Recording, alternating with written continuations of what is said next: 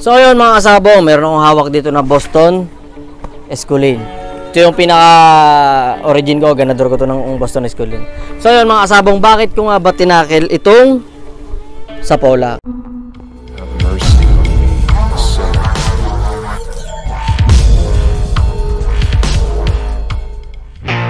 Magandang araw sa ating lahat. Ayun, nandito tayo ngayon sa episode 19 ng ating Sabong Pinas YouTube channel. So yun, unang-una syempre nagpapasalamat ulit ako sa lahat na sumusuporta at sumusubaybay sa ating YouTube channel. So yun mga kasabong, ang tatalakayin natin ngayon, ang tatalakayin natin is yung napakasimpleng bagay. Napakasimpleng bagay na pag napabayaan natin ay lumalaki. At hindi natin napapansin na malaki na pala yung problema. So yun mga kasabong, shoutout kina Mary Alvin, Jimwell Manalo from Limao Chapter, Calauan, Laguna Council, Taoga Mapit, salute sa inyo. Kay Gerald Sangales, Santor, Tanawan, Tito. Oh, anong ginagawa? Bit pinipindot mo eh. Bit pinipindot mo yung escape. Pumindot ka. Joke lang, skip na yan. Para lang ano off. O sige, bibilisan lang natin para hindi tayo mainip. Ano? Palagay ko nakadroga yan. Tapos kay Gerald Sangales, Tanawan, Santor, Tito Bong Garcia at Momoy Coronel. Ang shoutout na yan ay mula kay Jim Santos ng Pulian, Bulacan, JR Dagumo ng D3 ng Negros, Sunny Boy Henimo, Bobet Arizala, Rocky Francisco at kay Makmak Adaptante ng Bahada, Kataingan, Masbate, kay Kuya Supremo Kagon, Manok na Pula, Dikat Brothers Game Farm. Ayan, kay Dikat Brothers. Tapos Marlon Amanyo and Toots Dialino at si Nol si Ira from US. Bago nating kabady yan. So yun, itutuloy na natin yung ginagawa mong skip. Tara na! Ang tatalakayin natin ngayon ay yung tinatawag nating Sapola. Mga kasabong, ito ay hindi alam ng halos katulad kong mga nag-uumpisa. So yung mga kasabong, ang Sapola, yan ay fats na kumbaga sa tao yung bilbil. Di ba? Yan ay nasa tiyan kung sa tao. Pero kung sa manok, ito ay nasa ilalim ng puwitan. Mamaya, malalaman natin kung saang parte ng manok yung Sapola. So, mga kasabong, ano nga ba ang disadvantage ng Sapola? Actually, para sa akin, wala tong advantage. Itong Sapola is disadvantage talaga na dapat Sapola yung ating manok. Dahil, kung sa panlaban, ito ay mabagal. Mabagal siyang pumalo, mabagal pumihit, at mabilis mapagod. So, kung sa inahin naman, may Sapolang inahin natin, hindi siya mangingitlog. At kung sa gador, ayusin mo yung pananalita mo dahil pwede kang makulong. ganador naman ay hindi siya kakasta ng maayos. Or kung kumasta man siya ay hindi makakapag-produce ng magandang similya. So, wala siyang advantage. Yun lahat yung mga disadvantage ng Sapola. Kaya dapat, fit ang manok natin sa inahin, sa ganador, especially sa panlaban, mga kasabong. So yun mga kasabong, meron akong hawak dito na Boston Esculin. Ito yung pinaka-origin ko, ganador ko to ng Boston Esculin. So yun mga kasabong, bakit ko nga ba tinakil itong Sapola? Kasi mga kasabong, dun sa mga bago natin sa mga bago pala na nag-uumpisa din ng manok, tuntua sila pag kami bibili sila, ito sa mga buyer. Pag bibili sila ng manok, so yung bulto, tuntua sila, bulto yung katawan. Bulto ng katawan, tapos blind sila dun sa Sapola. Bakit ko hawak to? Ipapakita ko mga kasabong kung saan yung mismong Sapola na tinatawag. So, boy, punta ka dito. Yan. Dito ka. So, yun mga kasabong, gugupitin natin sa may parting ito. Tapos na ang Halloween. Ano ba?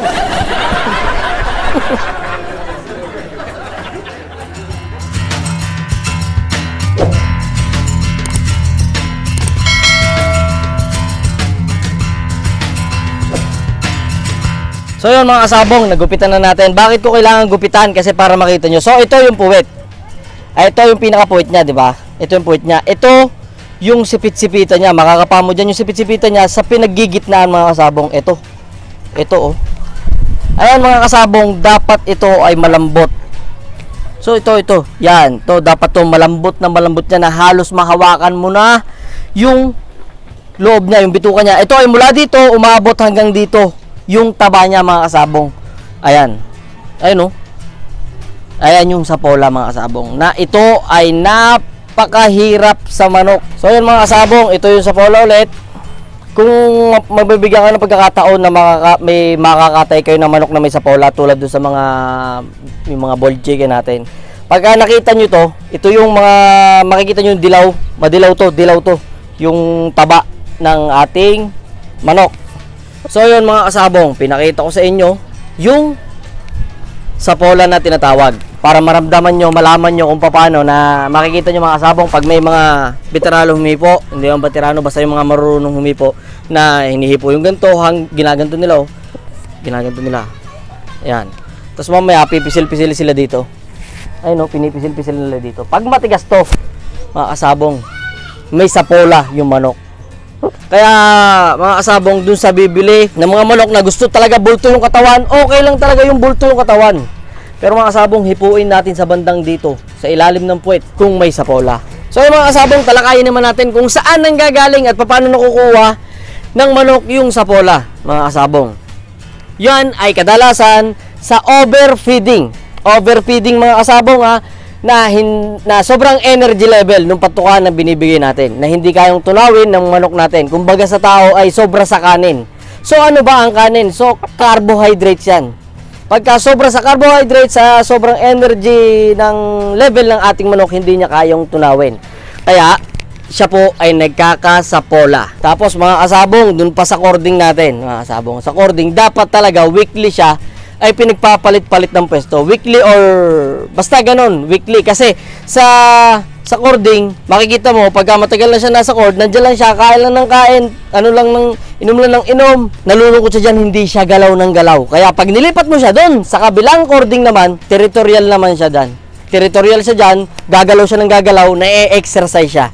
So yun ang kahalagahan kung bakit kailangan nating ilipat ng cording weekly. Pag lilipat-lipatin natin. Kung hindi mo siya hinahanda, pag lipat-lipatin mo. Tulad dito mga kasabong, hindi ko ito masyado na lipat-lipat, pero hindi naman siya, wala naman siya sa pola. Malambot siya mga kasabong. Tuloy natin yung paglilipat-lipat mga kasabong. Siyempre bago mo ilipat dun sa panibagong cording niya, ay walisan mo muna yung mga ipot-ipot ng may pinanggalingan dun manok. Alam mo kung bakit mga kasabong? Maiirita siya. Maya akala niya may kalaban. Dahil mga kasabong, meron diyang ipot, alam niya na hindi kanya. Ito na yun mga kasabong. Kaya dun sa bagong cording siya, malinis siya, iikot-ikutan yan. Ang ibig sabihin, teritoryo ko to. Diba? Mga kasabong, pag palipat-lipat siya dyan, pagalaw-galaw siya dyan, hindi siya magkakaroon ng sapola. Tapos ang kanyang patuka, mabeburn niya ng maayos. Kaya hindi niya nabeburn, nalulungkot lang siya doon sa kanyang lumang cording. So yun mga kasabong, pag-usapan naman po natin kung paano naman aalisin yung manok na may sapola. Hindi mismo yung manok yung aalisin. Tanga talaga. Aalisin yung sapola ng manok, yung pala yung term. So paano, di ba? Una, pinag-usapan natin kung paano makita yung manok na may sapola, which is dito sa ilalim ng ating puwitan, sa may gitna ng sipit-sipitan natin. Ayan. Ito, pangatlo, paano natin gagamutin or paano natin aalisin yung sapola ng manok. So yun, mga kasabong, marami sinasabi na dapat daw tuwing hapon pipisil-pisilin yung may puwet. Hindi applicable. Alam nyo po kung bakit? Paano kung 20, 40 yung manok nyo na may sapola? Eh di pud-pud na kamay nyo, baka pumasok na sa puwet nyo. Bastos ka, sasampalin kita. hindi mga kasabong, totoo na pipisil-pisilin mo daw. Tapos yan, tuwing hapon pipisil-pisilin mo para lumambot yung sapola ng manok. Mga kasabong, hindi po applicable dahil nga sinasabi ko, sa sobrang dami yung manok, so kahit 5, mapupudpud yung daliri nyo na magagamit nyo pa yung daliri nyo sa ibang bagay. Tama na, tumigil ka na. joke lang mga kasabong. Tapos meron naman po nagsasabi mga tatanda, lagyan daw ng Vicks para uminit, para mawala at matunaw yung sapola. Hindi po totoo yung Vicks na yan na paano uminit. Ang iinit po yung manok sa kaldero. Yung magagaling, hinahagis-hagis yan. Joke lang mga kasabong ha. So yun mga kasabong, meron tayong dalawang uri ng paraan kung paano alisin yung sapola ng manok. Isang mabilisan at isang weekly process mga kasabong. Unahin muna natin yung medyo matagal. Ha? So yung mga kasabong, dieta. Idadayot mo yung manok, konti yung pagkain, tapos isama mo sa inahin para kumasta siya. Sige lang, hayaan mo lang siya kumasta para mawala yung mag-burn yung fats niya. Tapos konti lang yung kain. O, di ba? Napakasimple. Pero medyo malong process yan. Long process na siguro 2 to 3 weeks bago wala yung sapola niya doon sa ganung paraan. At ang pangalawang paraan, gusto nyo na mabilisan mga kasabong? Ang gawin nyo, huwag nyong patukain ng 4 na araw. Pero may tubig siya. Mga kasabong. Yung 4 na araw na yun, iisipin nyo, nakakaawa naman yung manok, baka mamatay, hindi po mamamatayan. Malaki nga yung katawan niya Ibig sabihin, meron pa siyang mga natitirang energy. Yung energy kukunin mo doon sa pots, yun yung 4 na araw na isusurvive niya yung sarili niya. Yes, mamamayat po yung manok, pero dahil galing po siya sa taba, namayat ang manok, hindi po wala po sakit yan, mabilis po tumabayan. Pero syempre, pag papatabayin nyo po siya, level na lang po yung patuka. Hindi na po siya masyadong madami. So yun mga kasabong yun yung dalawang paraan.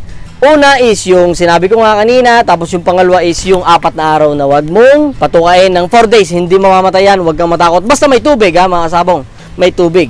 Tapos syempre, meron pa ako isa pang tip. Mga kasabong, kung may pakaskasan ka, pakaskasin mo siya mga kasabong. Pero dahil nga naglilipat-lipat tayo ng mga cording, naglilipat-lipat na tayo kasi nagpapakaskas ng mga kasabong yung mga panlaban para training na niya yun Kaya hindi na natin ina-advise na pangtanggal siya ng sapola, which is pantanggal talaga siya. Pero yun na po yun yung paglilipat mo ng cording, yun na yung mga kasabong, magiging magalaw na siya doon, kakaykay na siya doon sa kanyang bagong lokasyon dahil tinitiritoryo niya nga yun.